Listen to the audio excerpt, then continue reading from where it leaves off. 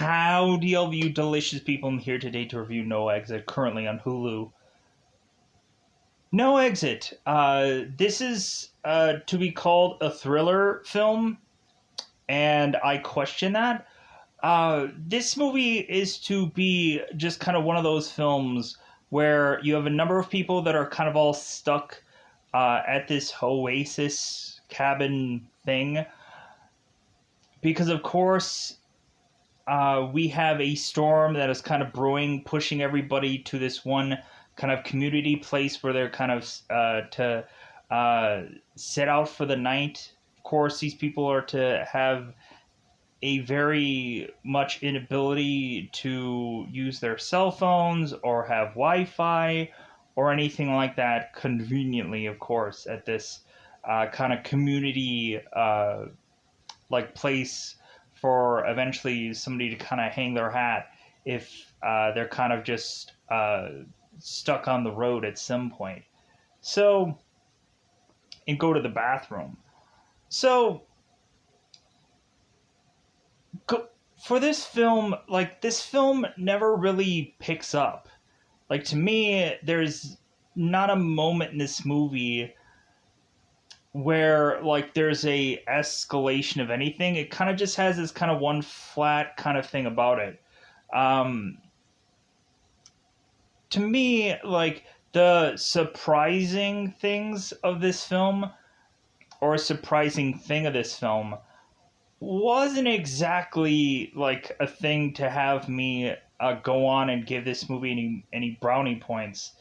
Either because I can kind of see things happening, or really I was thinking, I'm like, man, this movie has a very small cast. This movie has a real small cast. So much so that really IMDb couldn't have even been bothered to try and get the cast names for any people in this film. To where I had to go on and Google search it to find out the cast names, because heaven forbid IMDb even takes frickin' some time, some effort for a 8-person cast, maybe more so, because there's probably a number of people getting some doctor sesh in the very beginning of this movie. We'll go on and we'll talk about that in spoilers.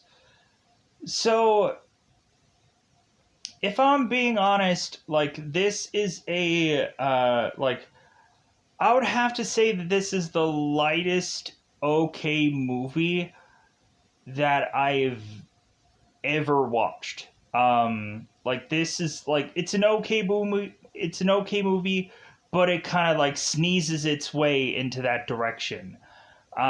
Simply because, like, I'm just like, man, like, I could go on and like do a number of like multitasking things and still watch this movie, because there's nothing going on. So if you have an hour and a half to just blow, and you have some side projects to do, you have some chores you gotta get to, watch this film, because you'll still completely understand what's going on. How we go on and we just start playing cards in this movie, I'm just like, man, it can't get more exciting than this. And it gets there somehow, because it has to. Man, so yeah, this movie, like, when I was watching the trailer, I'm like, this movie is probably going to be boring as fuck. And like, but I wanted to just be really wrong about that. I wanted to feel differently about it. Like, I wanted to just like, but maybe there's some surprises in the store. But again, like, with kind of these more recent releases where it's just like, it's surprising whether or not you're going to get surprised by them, to just like be like, man, I was blown away by this film, because very rarely does that ever really happen. So with that said, No Exit is one of those where you would probably either kind of tolerate the movie and just be like, okay, this is what this is, or eventually you'll be seeing an exit yourself at some point. But but that's all that I'd really have to say about No Exit as far as a cryptic like sense. because anything that I'm really to say here is really just ruin the film, because there's really nothing going on. So, but I guess I'll try and tee up this one for everybody. So we have Darby that is going into rehab. Darby's going into rehab, and for some reason that I'll get into spoilers, she is to leave that rehabilitation center to go on and eventually make her way onto the road, where a police officer is forcing her to make her way to this community oasis place, whatever it's called, this little shack or whatever, and have her kind of like stay some time in there. Where all of a sudden she's meeting a couple and two guys that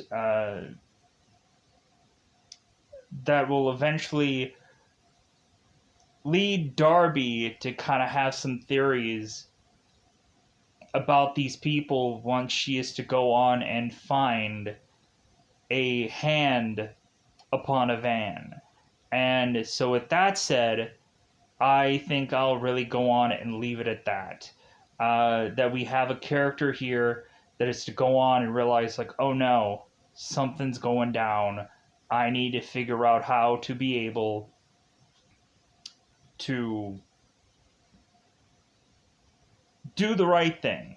So, with that said, let's go into that double five time territory. Let's just go into this thing called spoiler time. Spoiler time. It's about that time I'm going to spoil this movie. So, no exit.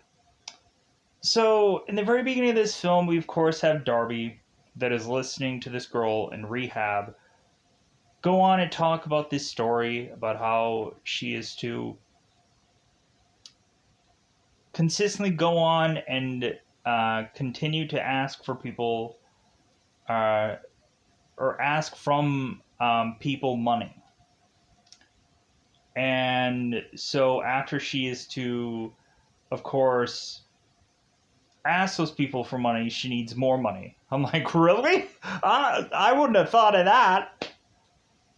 And so we have this one girl who's in this therapy session, and she is mentioning that she is to kind of live her life like the guy who is to be rolling that big massive boulder up the hill, and that eventually that boulder is going to roll back down the hill, and this person is going to have to go and grab that rock and just kind of roll it back up the hill once again. I'm like,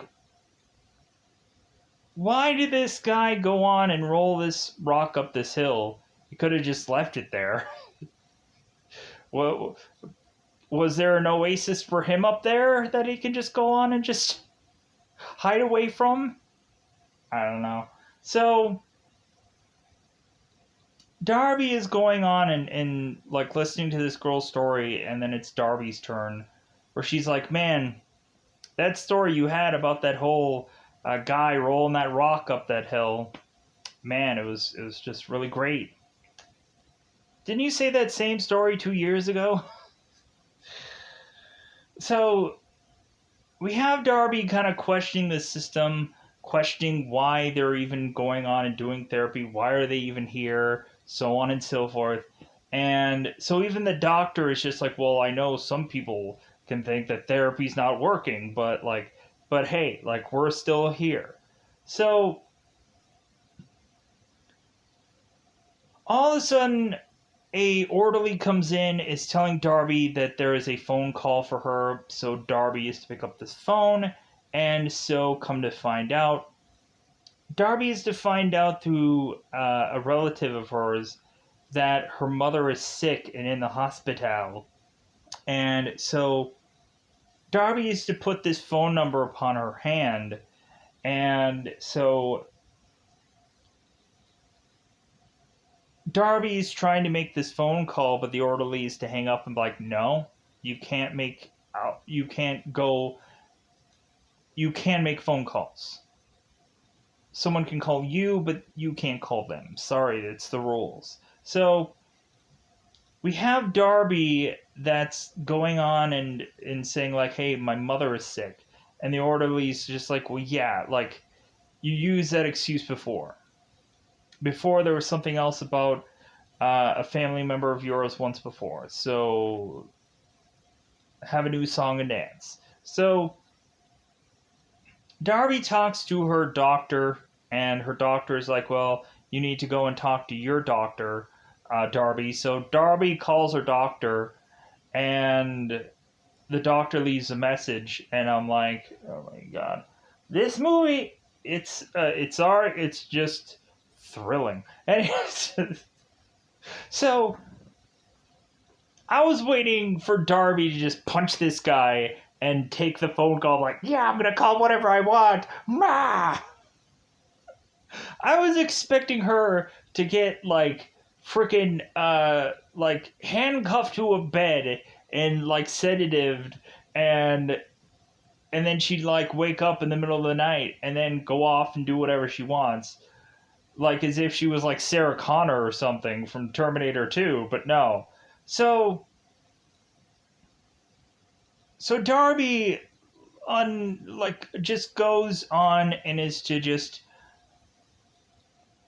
eventually talk to one of the other patients here, and she's telling him, hey, give me your phone, because I know you have one, and so, like, if you let me use your phone, I won't tell anybody that you have this phone.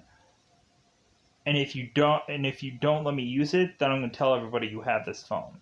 So Darby goes on and uses this phone, and so she calls her sister Devin, and so Devin is just like, you know what, I have a lot of problems going on with our mother right now. Like, I don't want to deal with yours. Like, I don't want to deal with you. And Darby's just like, well, yeah, but if you just call these people and tell them what's going on, then I can possibly get out and be able to kind of see our mother, because it's a possibility that she might die. And Darby may not be there for her mother being dead, sadly enough. So Darby goes on and she decides that she's going to go into this like janitor's room and is starting to collect these like odd items. And so she goes through this fire exit. Or of course there's a reason why it says no exit, because like the fire alarm will go off and everybody will wake up. And I'm like, it seems a little weird just have that like quick access. You would have thought there would be like some kind of like security guard at night, just kind of like, or like some orderly that's kind of making rounds or something like that. But like you don't see any of like, this is a really lackadaisical rehab, because in my mind, I guess they figure like, hey, if anybody escapes, we don't give a shit. So Darby goes on and she is to, of course, get into one of these cars. She goes on and she is to kind of have this certain device that she like puts into the window and kind of clicks the thing on to unlock it, as if she's done this a million times. And so, because she continues to do it throughout the whole movie, I'm like, man, like, we don't have a history of this girl being a car thief at any point in this film. But I guess, like, this girl luckily just has this weird ability that she just now has, conveniently for this film. You know what? If Darby would have mentioned that, like, she had a history in this therapy session, because what else does she have to say? If she would have said, like, hey, yeah, I have a history of, like, stealing cars, doing a bunch of underhanded things to try and pay off my drug addiction, then I would have been like, oh, okay, so the thing that we are to see next, I could buy. But they don't say that at all in this film. So we're completely just, like, oblivious of who Darby is compared to anybody else, to where, like, I'm even suspicious about Darby being the villain in this film, when Darby is kind of being suspicious of other people. I'm like, well, what if Darby just took some ooey drugs and she doesn't even realize that she's the villain of this story. That's how I want to create a much more exciting story in this clunker of a film, just so that way I can just figure out how that could like be a thing to just justify in this film. Just figure out the most inconvenient route within this film, because the stupidest thing is like the person that you would most likely think is going to be the bad guy. Anyways, let's get to it. So, Darby is going in and basically hot wiring this car because I guess she had seen too much of Gone in 60 Seconds. And so Darby is just driving away with this car that she is to figure out how to hotwire. And so Darby is just driving, and so all of a sudden she kind of like passes out at the side. She kind of gets a little tired, and so Darby is calling her sister, and she's like, "Hey, I'll make it to Salt Lake City, which of course is Utah, and because I know some relatives from Utah. They're really great people." Um, what relevance is that? There is no relevance, but like they're great people. They're great people. Anyways, so and they're not Mormons. It's a joke. It's a joke. Because hence why you know that I know like freaking people from Utah. But anyways, no offense. Anyways, so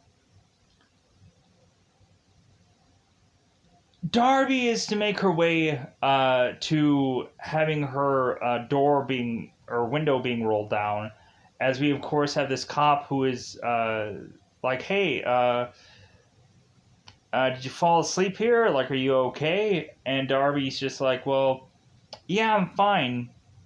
Here's this thing. The cop shouldn't he have immediately asked for license and registration?" And then we would have found out whether this girl owns this car or not. Then he would have arrested her. Then this story would have been over. Then right there, this story would have been over. This cop must just be like, meh, like normally I would see everybody be like license and registration throughout every single film that I've ever seen a cop be involved in, but this one, not so much. So the cop is telling Darby, it's like, well, hey, I opened up this kind of like this community house for you to go on, and if you like just can't get anywhere else, you can go there and just kind of hold up, and because this storm is just really just beginning, it's kicking off, so you might as well just go to this like community oasis thing. I don't know what exactly they call it because there isn't a sign on the door anywhere from what I've seen in this film. Cue up the sign that of which that I should have seen but never did. Anyways, so Darby goes to this place the cop is telling her to go, even though she wants to go to Salt Lake City, even though she's to tell the cop that her mother is sick and that's why she's heading there. And the cop is like, well, sorry, like you're definitely not going to be able to make it there, and please do not let me see you uh, be like off in some ditch somewhere or kind of just get stuck somewhere on the road trying to continue to make it to wherever you're going. So you're better off to just go to this place. So Darby makes it to this place where, of course, we are to see this obvious couple, both Ed and Sandy, and we kind of see these kind of two random guys who are, of course, to be Lars and Ash. So we have Darby coming in here making some coffee because evidently, like, there's just a lot of people that just kind of just stay here at this place. There's coffee, there's snacks, there's a working bathroom, I guess. Like a kind of like, does somebody like come in there every day? Just kind of toss them. Like, you would have thought that there probably would have been like a vending machine maybe in there, but when really looking at it, you would have to have a guy come in there and fix that vending machine, and probably you'd have to go on and forcibly like rent this vending machine out. So whoever is going to fork over the dough for that would suck. But anyways, we have uh we have Darby who's making this coffee and she's just jazzed about it. So we have Ed who's just kind of shuffling these cards because there's nothing for him to do. And so Ed is kind of calling Lars over to just be like the kind of the guy who has like the long hair and he's kind of just like to himself, and so Ed and Sandy are kind of calling, of course, Lars over. Hey, you want to play a card game? And so we realize that Ed is a military guy. He's excuse me, he's a Marine, and so we find out that Sally is a nurse. And I kind of like, she says she's a nurse, but it kind of feels weird when we get to the later part of this film. So all of a sudden we have another guy who wakes up who's kind of off to the side, and he's a guy named Ash, and he decides to just join in on all the fun. So Lars is to mention that there is this card game called BS or Bullcrap, and so we of course have Ed who has never played this game. I think I've actually played that game at a time or two. Um, but I was like I was trying to remember like how the game went, because it just kind of feels like these characters are just kind of like saying any kind of like, hey, I have like, I thought there would be a normal order to the way in which the people would be like tossing some things down or whichever. But anyways, so we go on and we start having people tossing things down, and it seems that Lars is to go on and he is to have a tell where he is to clear his throat. And I'm like, man, he must be having to do a ton of throat clearing. And so we have Lars, because Ed is to mention about like, well, hey, like, you cleared your throat, that's your tell that you lied. And so Lars is telling Ed, it's like, well, hey, what's your tell? And Ed's like, well, you'll have to figure that out. Allstate. So Ash is to mention, well, hey, since you mentioned you're in the Marines, Ed, how many people did you kill? And Ed's like, I lost count. Ed is to go on and say at some point that he, I guess, was a Marine and he was a gunner in the Marines, which I'm like, okay, that. I'm like, I'm trying to figure out if that would seem like a logical position for a Marine.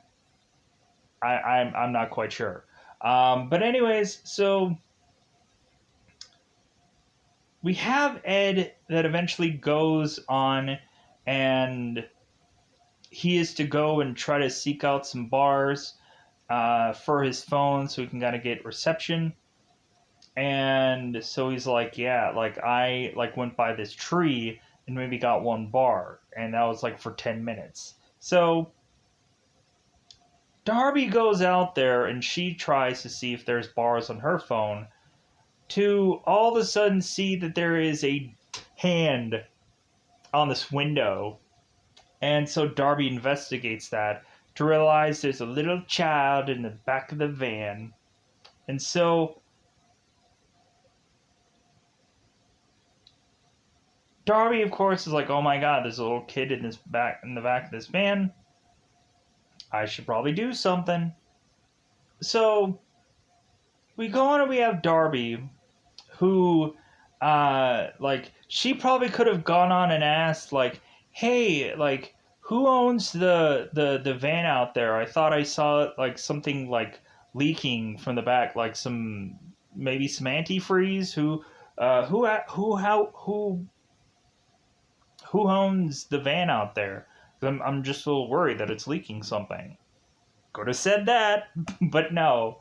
So Darby is trying to figure out, like, by kind of doing small talk, who could be the bad guy, who could be the villain of this story.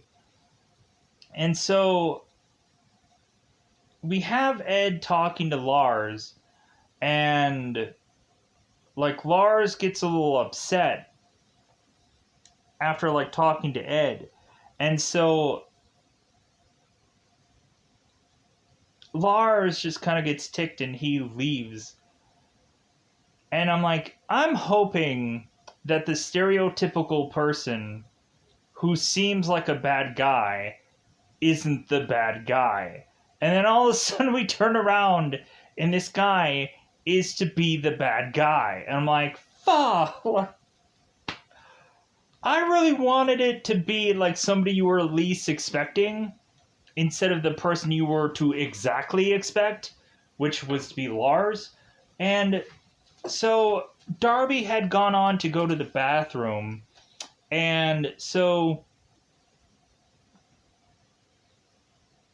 Darby had went to the bathroom, and then she decided to kind of, because there's some kind of construction going on weirdly in this bathroom for whatever reason, coincidentally, so we can have some certain weapon items and some nail guns and all kinds of things here.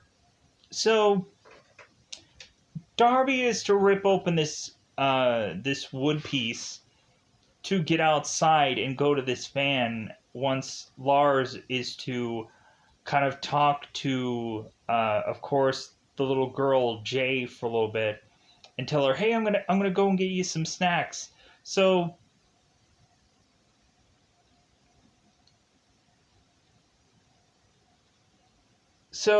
Darby goes on and she's in the van, and so she's going and she's trying to rip off the tape of this little girl.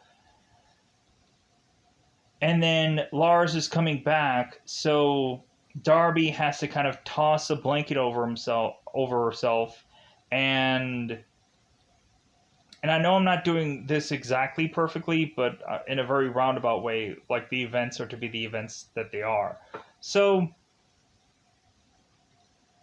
roughly, because I know like Darby was there during the whole like snack thing, but it is what it is. So Darby or Lars then leaves, and then Darby goes on and says like, "Hey, like I'll figure out a way to help you, and but like you have to kind of stay here for now." So Darby goes back in, and so when Darby goes back in, we have Ash. That is to, because I'm trying to escalate this story as quickly as I can, because there's just a lot of nothing going on in this one. Because we have Darby who tries to send a text and send a tweet and send a Facebook notification, letting everybody know what's kind of going on here, and it seems like nothing can really be sent. She goes and texts 911 because 911, I guess, has some kind of texting service so they can answer. Oh, hey, thanks for letting us know that there's a texting thing going on. So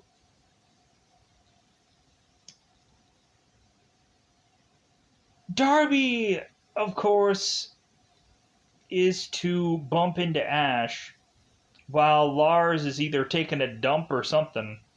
And so Darby tells Ash what's going on, and so Ash is just like, well, hey, what do you think that we should do? And then, like, well, maybe there's some items here that we can kind of use against him because technically he has a gun. And so Ash is just like, well, hey, here's a nail gun. Like, this should be good enough. Maybe we'll catch him off guard and surprise him and we'll hurt him and he won't be able to use the gun. And so Darby's like, well, yeah, that seems like a solid plan. Like I'll go back in the van and you can go on and try to sneak behind him and we'll ambush him. So we of course have Darby that's going on and getting snacks and all these guys. And so Ed is just kind of getting really paranoid about this guy Lars. He's just like, man, what do you like? Do you have a party in your van? Like, what's going on? Like why are you consistently going back to this van? It seems kind of weird. So we go on and we just have Darby who makes it to the van and she's trying to help, of course, Jay. And all of a sudden Jay is going on and saying like, well, like Jay's saying like, hey, like, do you know where the men are that had taken me? Really, Jay honestly should have said, like, you know where the people are that took me. People. Making it vague so that way we can possibly think that Sandy might have been the culprit of this, and maybe it could have been, or maybe it could have been like anything else, but really is to what is to really happen here. We can almost think that Sandy and Lars could possibly be a father and son kind of thing, and Ed could have just been this random guy, and Ash could just be this actually nice guy for once.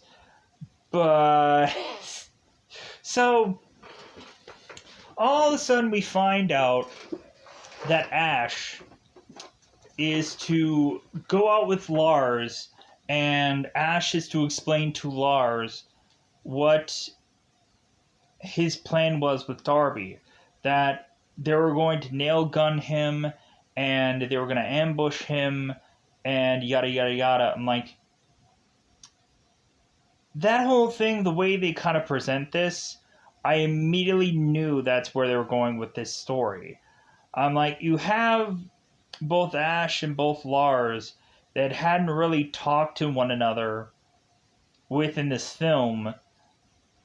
And so I can't help but think, I'm like, well, yeah, there's a reason for that.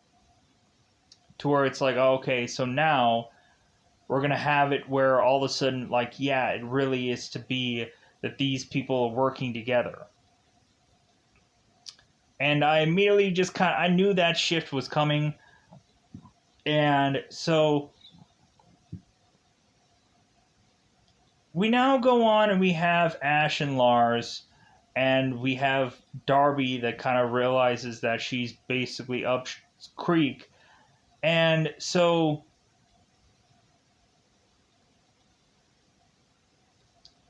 Darby goes on and she sneaks out of the van and makes her way back to the restroom, where of course she is to be met by Ash, who is kind of telling her, it's like, hey, do not f this up. If you go on, you tell any of these people what's going on, I will kill you, yada yada yada. So Sandy is to go on and want to talk to Darby.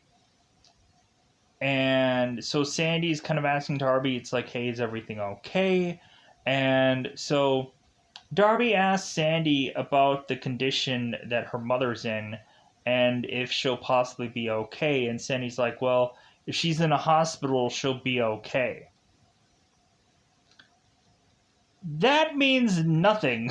Just, if she's in a hospital, yeah, she's going to pull through.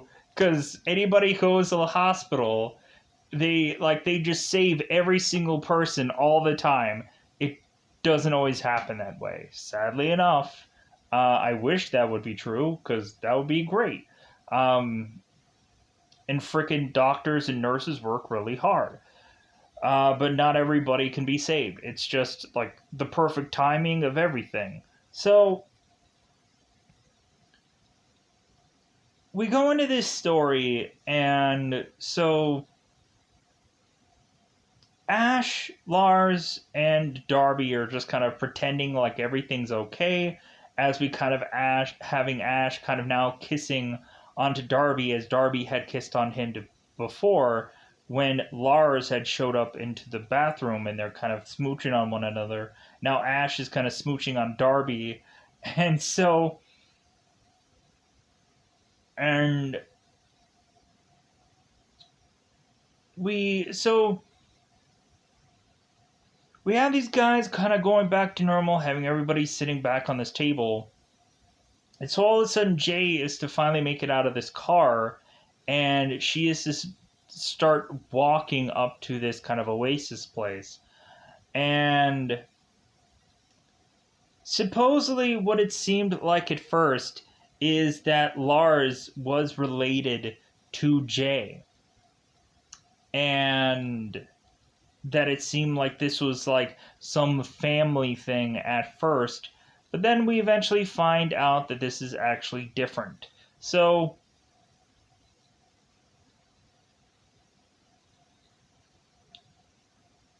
we have it, of course, where Jay is kind of making it into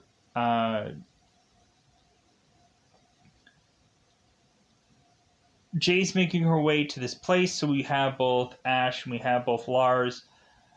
That, of course, is kind of like, oh crap, what do we do? So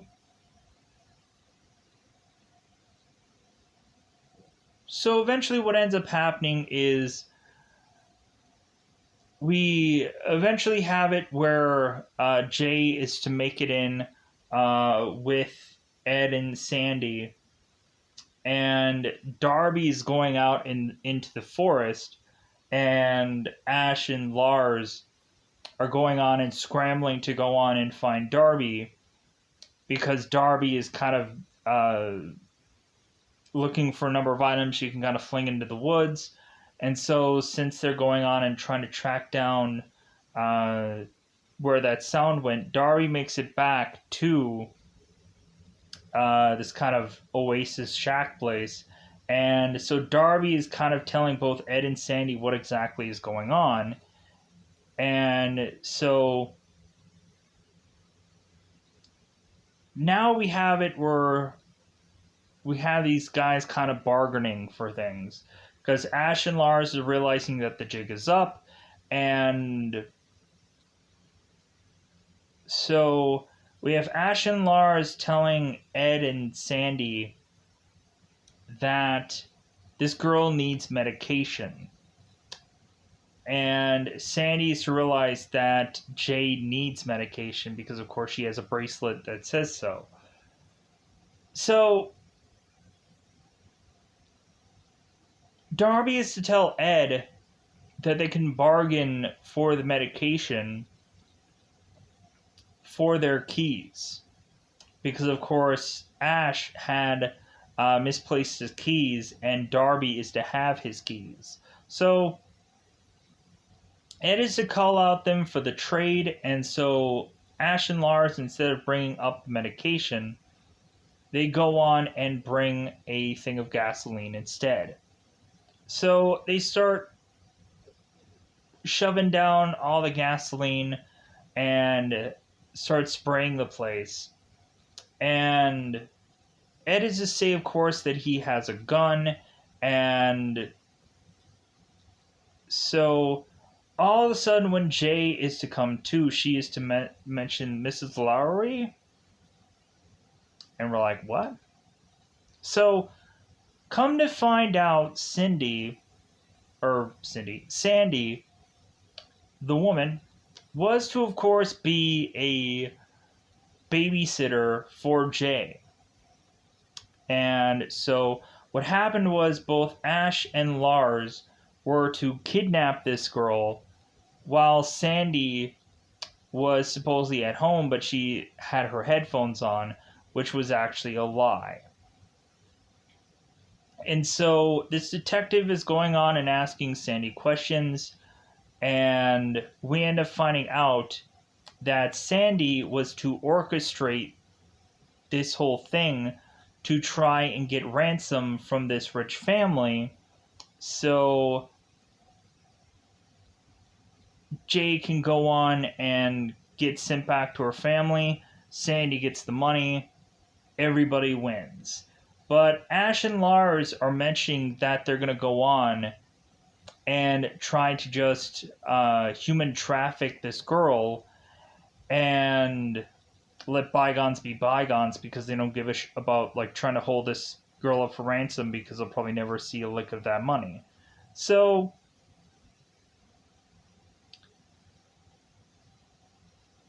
we then have Sandy that's explaining to the guys outside that Ed doesn't really have a gun.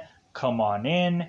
And so Ash and Lars just kind of bum rush this place as Ed was trying to go on and try to put like chairs in front of this door.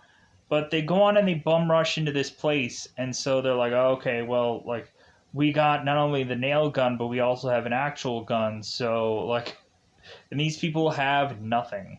So, Ed was telling Darby to hide the keys, and so, for the car, and of course, hide Ed's keys also. So, as they bum rush in there, we have Sandy explaining to Ed why she had gone on and done this, because Sandy was to tell Ed that all the money was gone, and that like Ed was like, well, hey, like, you should have told me, like, I had a plan. And Sandy's like, you don't have a plan. So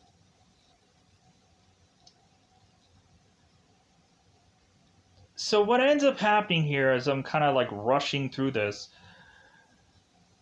we have both Ash and we have both Lars that go on and eventually just start, they shoot Ed, and then they shoot Sandy both in the chest and then in the head, making sure that all of them are dead.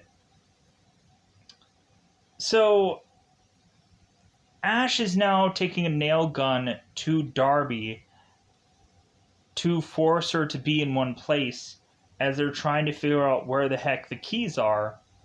And so Ash is telling Darby, it's like, hey, where are the keys? And so we realized that Ash was going to nail gun Jay, and Lars was trying to stop Ash from doing that. And so Darby's like, I can use this against Lars. So we also had a moment where Sandy had mace. And so we have at one point where Lars is getting heavily sprayed in the face with mace, and he goes on and is to kind of dunk his head into the sink so that way he can kind of wipe the mace out of his eyes. So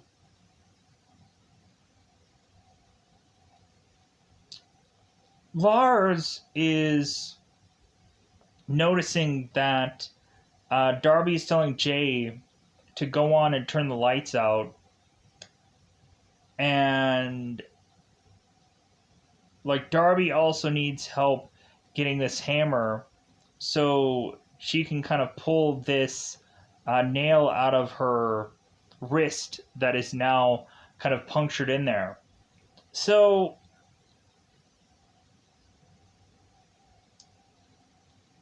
Darby pulls this nail out, and so we go on and we have both of these characters that are both Darby, both Jay, that are to try to make a run for it outside after Lars is to accidentally get nailed in the forehead, and then all of a sudden Lars is to just kind of feel like, whoa, what's going on here? And he ends up kind of falling over, and all of a sudden the nail goes even further into this guy's head Ash turns him over to realize that now Lars is dead. And so Ash goes after these girls and he starts shooting them with the nail gun because Darby is to have the actual gun. So all of a sudden we have this officer who ends up coming back to kind of check on these people, and all of a sudden he's like, oh my god. Because Ash is to also go on and try to burn up this little oasis place. And so the officer is to come out of his car to just kind of check on whatever is going on. So all of a sudden, he, of course, is to kind of like freeze on Ash, and Ash has this nail gun. And so Darby is trying to do the right thing, and she's holding this gun on Ash. But we have this officer that, of course, is to go and shoot Darby, which kind of gives Ash this open opportunity for him to go after this officer and start to put nails in his body and kill him off. So Darby is to get shot in the stomach, and she's like, seriously, I'm the good guy here, and I'm the one that's kind of getting a freaking a bullet in the chest. So we have Ash that, of course, to make his way back to Darby. And so he is to grab the gun away from her. And so we end up finding out that there is no more bullets left in this gun. And so we, of course, have Darby who has this screwdriver. And so she all of a sudden puts a screwdriver into Ash's jugular and just starts twisting and turning. And so Ash falls on top of her. She's like, oh my god, like, get off of me. So Jay, who is still in this car, is asking where Darby is. Darby is crawling her way to make it to the officer's little, like, kind of shoulder walkie. So she grabs this thing and she is calling for help. And so whoever this person is to immediately think that this is the officer. And so all of a sudden we just kind of see all things kind of fade to black.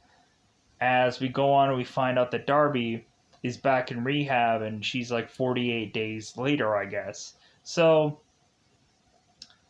all of a sudden Darby is to get a visitor, and surefire enough, it's actually her sister Devon. And that's how the movie ends. I'm like, oh, it ends with a weirdly happy ending. Or probably not a happy ending at all. So, with that said, that's technically most of the stuff that happens with this movie. I kind of rushed through it to just kind of call this a day. Because either way, it's either people will want to hear this all the way through, or eventually they might just want me to rush because there's not a lot of stuff in here. There's not a lot of stuff going on. But anyways, with that said, I'm going to get out of here. Bye, buddy. Bye, buddy. And plus, also, I apologize if not everything is was perfectly done. Whichever, just yeah, not a good movie, anyways. So, the end of the day, I just wanted to kind of get through the meatier parts of the film, to kind of get through the bigger things. So that said, I'm going to get out of here. Bye, buddy. Bye, buddy.